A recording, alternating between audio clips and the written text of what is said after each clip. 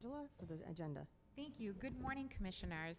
We are beginning with the Department of Neighborhood Development, and before us today, we have Devin Quirk. He is the Director of Operations for the Department of Neighborhood Development, and we have 6 votes before you today. Before we begin with the votes, you also have meeting minutes from June 21st of 2017. There's meeting minutes for the Public Facilities Department and meeting minutes for the Department of Neighborhood Development. Is there a motion to approve the meeting minutes? Motion. Seconded. All in favor? Aye. Thank you. Thank you. The meeting minutes are approved. Beginning with the agenda for the Department of Neighborhood Development, vote number 1 is with Bernard Mayo. Bernard is a project manager in the Real Estate Management and Sales Division of the Department of Neighborhood Development.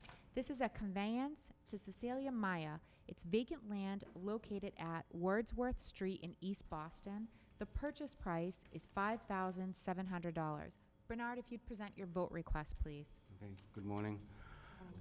I'd like to request PFC approval for the conveyance of this vacant lot on Wordsworth Street in East Boston to Cecilia Maya. D&D completed the community process in January of 2017. The RFP was issued January 30th, 2017, with a due date of March 13th. And the RFP was advertised in the Central Register and the Boston Herald during February 2017. Ms. Meyer was the only applicant. She owns the 2 abutting buildings and wishes to use the alleyway as access to the parking area behind the 2 buildings. May 17th, the PFC approved the tentative designation vote. The vote package includes the background memo with all the background information. I also have a few handouts. Here's the map and photograph. If this vote is approved, it will result in the following public benefits: putting an underperforming property back on the tax rolls and generating revenue for the city of Boston. Any questions from the commissioners? Questions? I make a motion that we approve. Second. All in favor? Aye. Thank you. Thanks, Bernard. Thank you. Vote number 1 is approved. Vote number 2 is also with Bernard Mayo. This is a conveyance to Willow Court LLC. It's vacant land located at Willow Court in Dorchester. The purchase price is $23,000. Bernard, if you'd present your vote request. Okay. It's another conveyance request. We completed the community process in January 2017. Issued the RFP on the same date as the previous one, January 30th, 2017, with a due date of March 13th. The RFP was advertised in the Central Register and Boston Herald during the month of February. Willow Court LLC is the only applicant, the only abutting property, and plan to build a 6-unit building and use our land to access the construction site. May 17th, the PFC approved the tentative designation vote. Also, the handouts, the site map, and there's a photograph. If this vote is approved, it will result in the following public benefits: generating income for the city of Boston and putting an underperforming property back on the tax rolls. Any questions from the commissioners? No. I make a motion that we approve. Second. All in favor? Aye. Aye. Thank you. Thanks, Bernard. Vote number 2 is approved. While Jamie's coming up, I just want to take a moment to thank Bernard on the record for his work turning these 2 properties that were not city assets and that had no use for the city into something, into revenue for the city and something that the community can use. Thanks, Bernard. Very good. Thank you. Thank you. Thank you. Vote number 3 is with James Smith.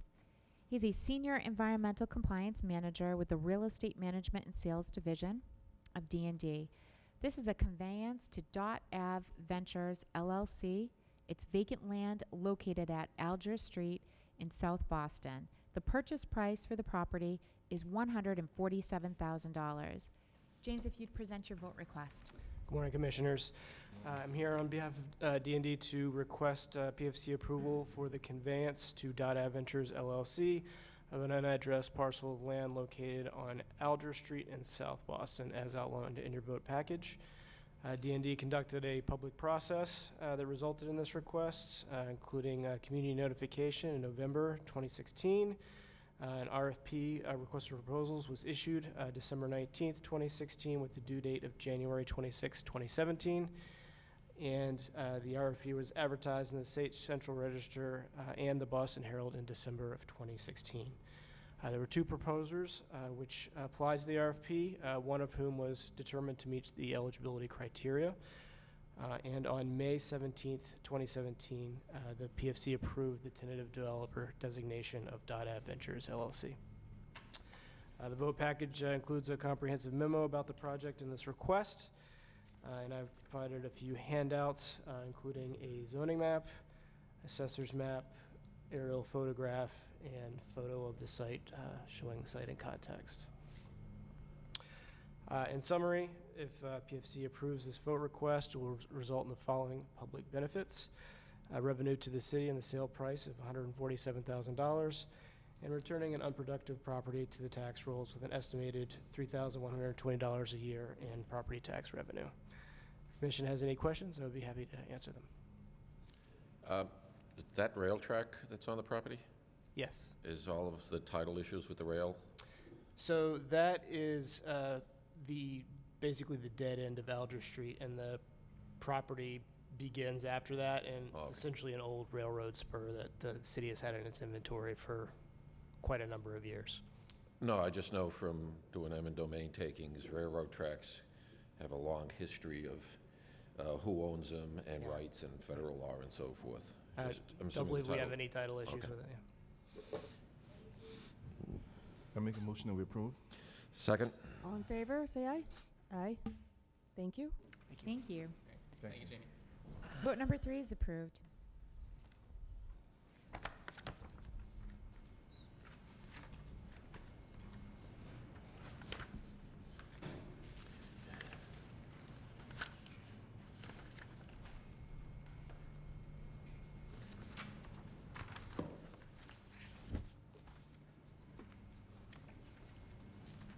Vote number 4 is with Thomas Gannon. He is a housing development officer with the Neighborhood Housing Development Division of D&D.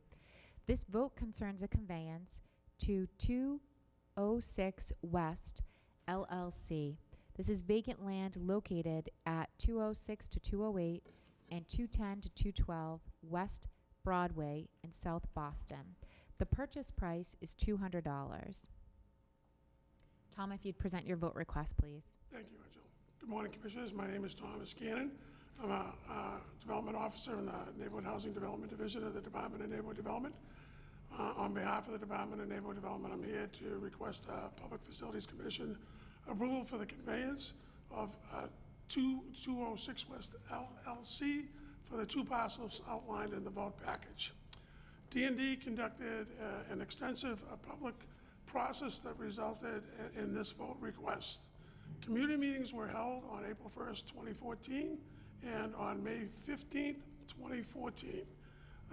Furthermore, a request for proposal was issued on June 20th, 2014, and the proposals were due back in on July 2nd, 2014.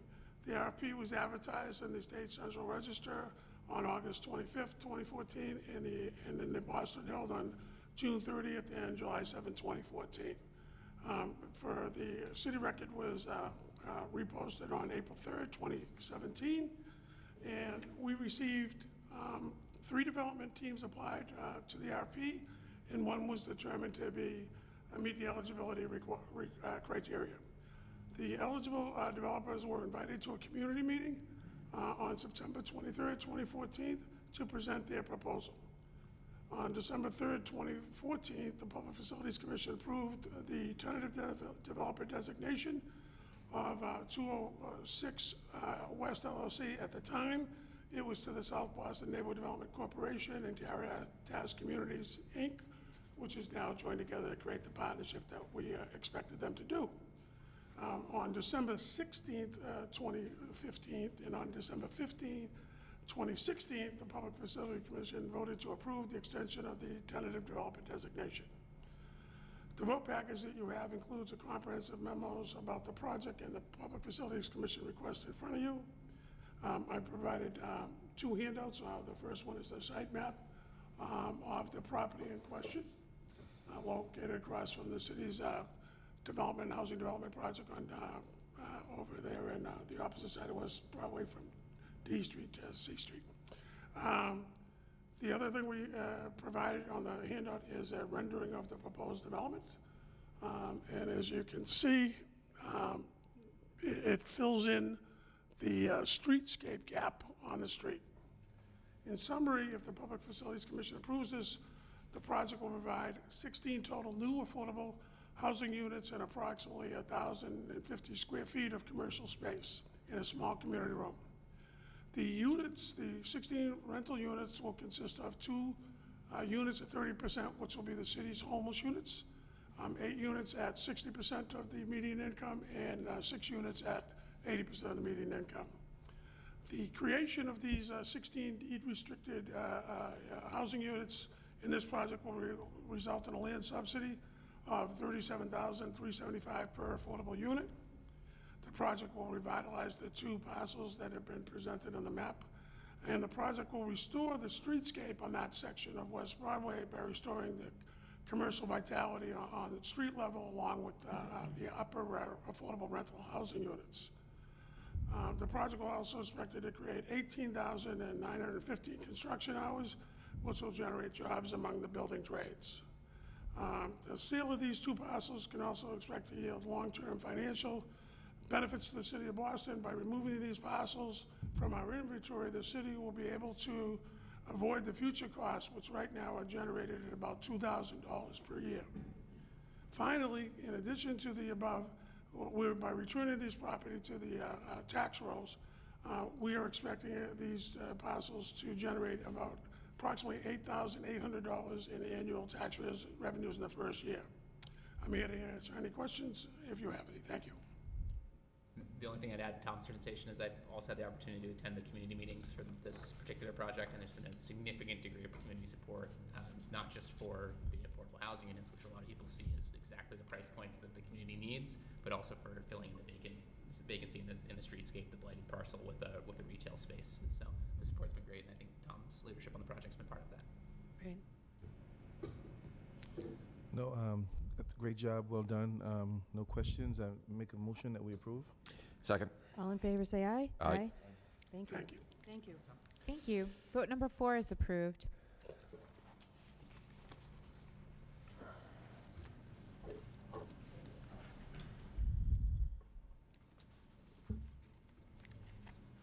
Vote number 5 is with John Feuerbach. He's a Senior Development Officer with the Neighborhood Housing Development Division of D&D. The purchase price of the property is $2,500. It concerns a tentative developer designation and intent to sell to Boston Common Solutions Incorporated. It's vacant land located at various parcels in Dorchester. John, if you'd present your vote. Thank you very much. Good morning, Commissioners. My name is John Feuerbach. I'm a Senior Development Officer in the Neighborhood Housing Development Division within D&D. Before I start, I want to thank and also recognize Kelly Shea, who's a co-Senior Development Officer here at NHD, as well as Thomas McKay. They took the lead on this process, which led to what I'm going to be talking about right now. Tom is currently on leave, but at least for the record, I wanted to recognize them. On behalf of D&D, I'm here requesting PFC approval of the tentative developer designation of Boston Common Solutions, Inc. for the various parcels that were outlined in the vote, including 25 parcels totaling approximately 128,000 square feet. I just want to also note this is a neighborhood homes initiative development. We've made a presentation to the Commission in the past about the program, and we've had a couple successful projects that we've completed already. For this one here in particular, D&D conducted an extensive public community process that resulted in this vote request. We held community meetings. We had 2 community meetings in November, 2 of them in November 2016. And then we had a community meeting in February and March of 2017. The RFP was issued on March 20th, and it was due on May 22nd, 2017. The RFP was advertised in the State Central Register on March 22nd, 2017. And in the Boston Herald on March 20th and March 27th. 3 development teams applied to the request for proposal. The preferred developer, after D&D review of the applications, was invited to 2 community meetings. One was held on June 3rd of this year, and a second on June 15th to present their proposal. Based on D&D review of all eligible applications against RFP eligibility criteria and favorable community review, we recommend the tentative developer designation of Boston Common Solutions, Inc. The PFC vote package includes a comprehensive memo about the project and the PFC request. I've also included some handouts in the package, and they're shown here. So the first 4 handouts identify the sites that are in question. It was one request for proposal, but we broke it up into, I believe it was 5 sites. So you'll see the sites here. And then the final slide is an illustration of the design prototypes that we will be implementing in the plan. It includes a single-family home, a two-family home, or actually 2 forms of two-family homes. Here you have the traditional A-frame type, and then on the bottom right you have what looks to be a triple-decker, but in fact it's a 2-family home that models the neighborhood context. And then on the bottom left we have a duplex-type home. So there's 4 different type of building models. In summary, if the PFC approves the vote request, it will result in the following public benefits. One, there will be 41 new units in 23 buildings. The 41 units will result in 30 new homeownership opportunities and 11 rental opportunities. Of that breakdown, 27 will be affordable, and of those 27 affordable units, we'll have 20 sales and 7 rental units. And then we'll also include 14 market rate units, of which we'll have 10 sales and 4 rental units.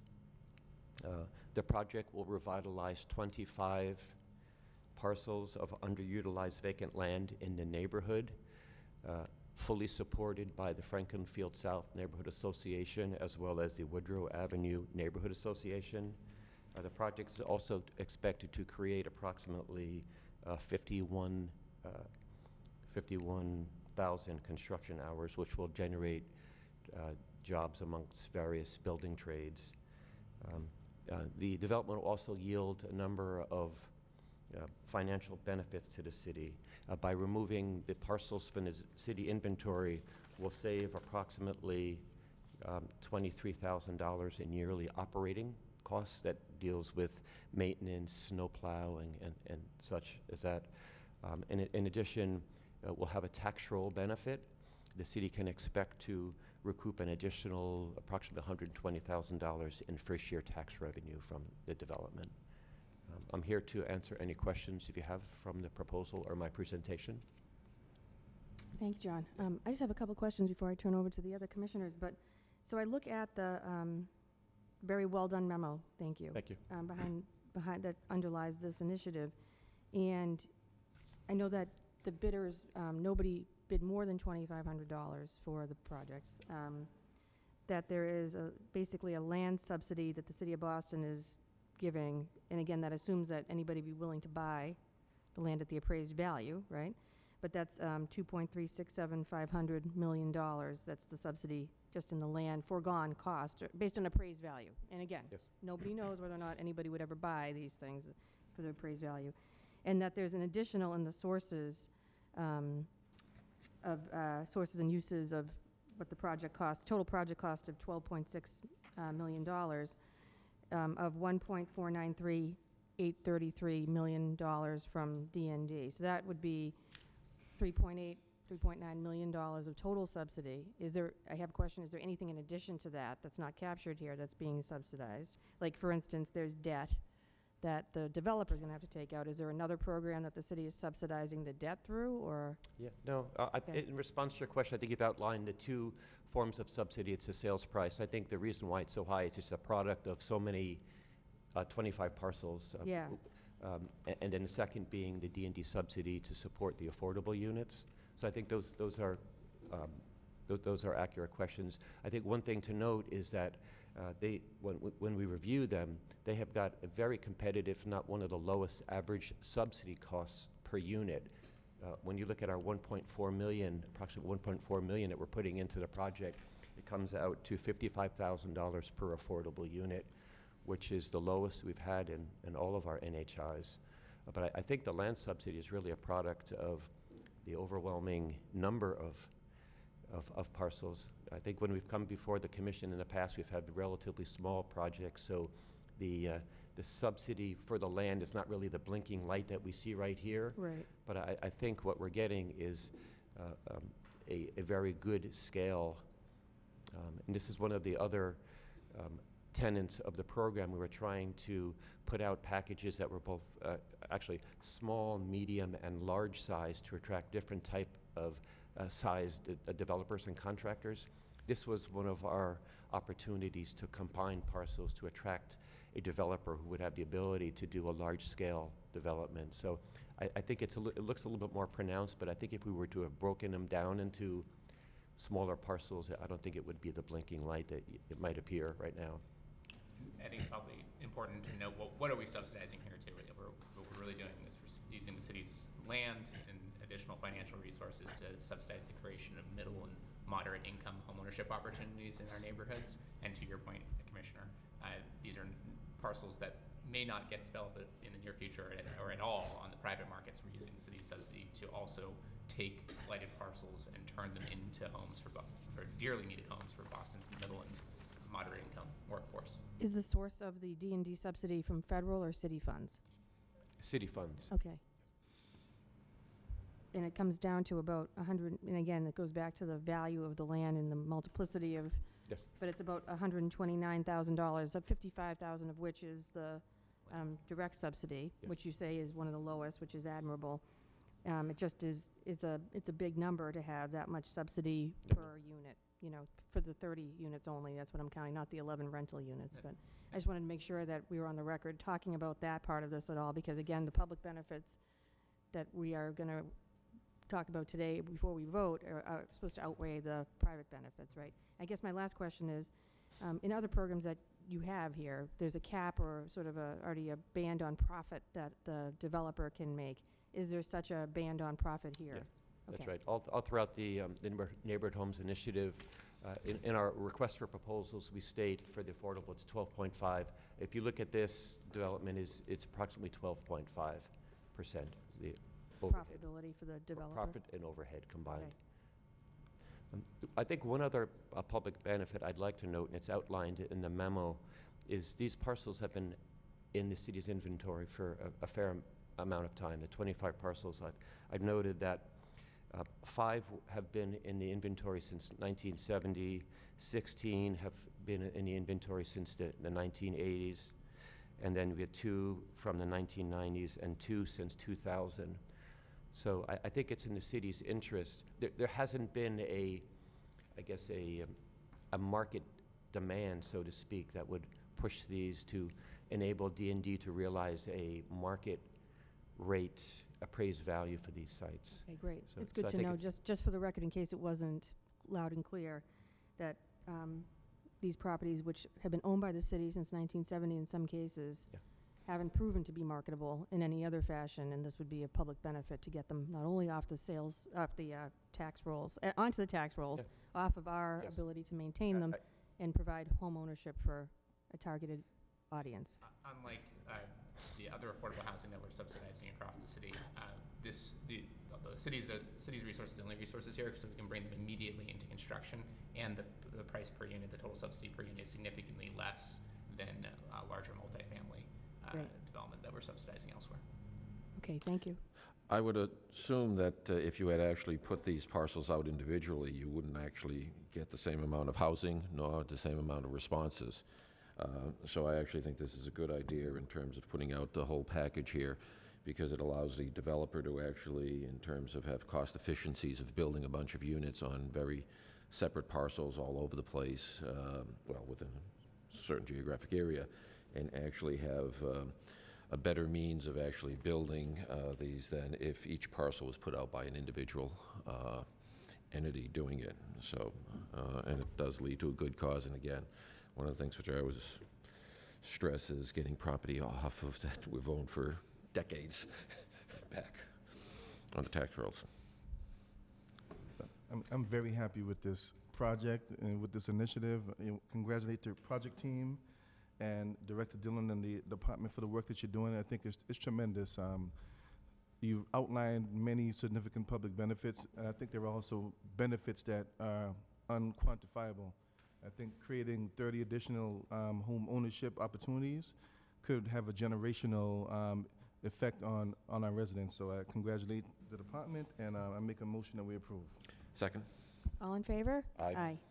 Thank you. Thank you. Thank you, John. Vote number 5 is approved.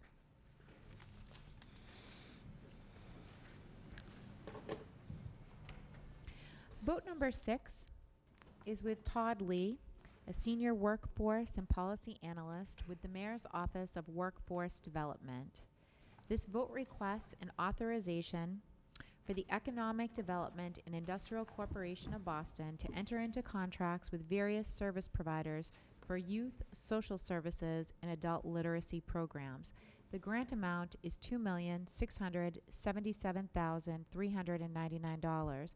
Before the commissioners are asked to hear the vote or discuss it or make any motion concerning it, I'm going to read for the record, as Senior Legal Counsel for the Public Facilities Commission, a disclosure notice for Commissioner Mamoli. Commissioner Mamoli is the Director of Engineering and Facilities Management with the EDIC. The EDIC is also part of the Boston Redevelopment Authority, which is known as the Boston Planning and Development Agency. The Mayor's Office of Workforce Development is housed within the BPDA and the EDIC. There is no reference to the Mayor's Office of Workforce Development on the BRA, BPDA, EDIC website, but there is on the City of Boston's website. As Director of Engineering, Commissioner Mamoli has no say in any community development block grant, also known as CDBG, recommendations that are made to the PFC by the Mayor's Office of Workforce Development. No one at the BPDA, BRA, EDIC, either this year or in any other year, has ever requested that Commissioner Mamoli vote in a certain way on such contract recommendations. He has never been involved in evaluating competitive responses to requests for proposals for the Mayor's Office of Workforce Development concerning CDBG funds as well. In closing, Mr. Commissioner Mamoli has no individual financial or other interest in any recommendations made by the Mayor's Office of Workforce Development for funding concerning these contracts awards. And in brief, there is no competitor before the PFC for the Mayor's Office Workforce Development CDBG funds.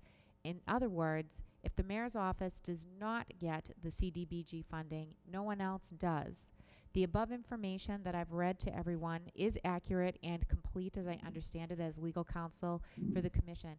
Therefore, I've advised Commissioner Mamoli, because we have a quorum with Chair Craven and Commissioner Irish, that he is able to recuse himself from discussing and voting on this matter, which would allow to dispel any appearance of a conflict of interest since he's an employee of the EDIC. Commissioner Mamoli, I just asked you to state for the record if what I have read is accurate and complete. Yes, it is. Thank you. Is there anything else that you would like to add? No, I don't. Thank you. Before we move on, I also have a second disclosure notice for vote number 6. Chair Craven is a member of the Dorchester Boys and Girls Club. Noted for this vote before the PFC, one of the contract award recipients that's being recommended is the Dorchester Boys and Girls Club. Of importance, Chair Craven is volunteering her time as a board member. It's an uncompensated commitment. Chair Craven has no involvement in this award or any recommendation of CDBG funds that are being made to the PFC. There's no person from, associated with, or otherwise connected with the Boys and Girls Club that has asked her to vote in any way on any contract award recommendation today or in the past. She has never been involved in evaluating competitive responses to RFPs for CDBG funding with the Mayor's Office of Workforce Development. She has no financial interest or personal interest in any contract award recommendation concerning the Mayor's Office of Workforce Development for the CDBG funds that are being presented for contract awards to the PFC. I understand this information to be accurate and complete. As Senior Legal Counsel for the Public Facilities Commission, I've advised Chair Craven that she's eligible to vote and discuss the matter that's being presented to the Commissioners today. My disclosure notice is one to dispel any appearance of a conflict of interest, as such does not exist. Chair Craven, the information that I've presented, is that accurate and complete as you understand it? Yes, it is. Do you have anything else that you would like to add? No, I don't. Thank you. With that said, I'm going to move forward with reading out vote number 6 as a bringing us back to this. I've read it out already, but I'm going to read it out one further time and allow Todd Lee to present. Again, vote number 6 is to authorize the Economic Development and Industrial Corporation of Boston to enter into contracts with various service providers for youth, social services, and adult literacy programs. This is a one-year grant award. The grant amount is $2,677,399. Todd, if you would present your vote request. Thank you, and good morning, Commissioners. My name is Todd Lee. I am the lead person for OWD for the procurement of CDBG public services programs. The vote that I am going to present has been presented to the Commission many times in the past, and you are probably familiar with the project background and many of the providers we are recommending for awards, as most are past and/or current providers of CDBG public services. Earlier this year, OWD held a very successful open and competitive process for CDBG public services funding. The process began with a CDBG public hearing where an estimated 45 people attended. 21 people testified between in-person and written submitted testimonials about our proposed guiding policies and principles for CDBG funding for the next fiscal year. Advertisements for the public hearing were published in the City Record, Boston Herald, and Bay State Banner. There were also flyers distributed in the community and emails sent to the OWD email list of over 1,100 individuals that is open to anyone who wants to be informed about funding opportunities. A bidders conference for our request for proposals was held in March of 2017, and 75 people attended the public bidders conference. The same advertisement methods were used, except for the flyers, to advertise the RFP and bidders conference that were used for the public hearing. The reading process involved 10 city staff that read and 10 outside readers. Programs were selected based on reader scores, past performance, target population, geographic distribution, and type of program. The procurement and selection process resulted in 48 organizations being recommended for funding out of 65 that applied, for a total of $1,868,926, with a goal of providing over 5,000 Boston residents employment, education, and/or economic security opportunities. We are also recommending $400,000 be awarded to adult basic education programs that are a part of a multi-year collaboration with the state's Department of Elementary and Secondary Education. Through awarding these funds, we leverage approximately $800,000 in additional funding from the state for pre-high school equivalency and English for speakers of other languages, or ESOL, programs in Boston. The proposal funded organizations are listed in your packet. Thank you for your consideration of vote 6. I would be happy to answer any questions you may have. Thank you very much for your background memo and for presenting here today. Just one quick question that I have is, how many of the entities are actually new to the program this year as opposed to last year? there's a lot of consistency between the years, and I just was curious about, are there any new entities? Actually, all of the programs that are being recommended for funded are currently funded. Okay, thank you. Any questions? I, Motion that we approve? Sure. second. All in favor? Aye. Aye. Thank you, thank you. Thank you. Vote number 6 is approved. Ask if there is a motion to adjourn this meeting from the commissioners. So moved. Motion that Nope. we- Second? All in favor? Aye. Aye. Thank you. This meeting is hereby adjourned. Thank you.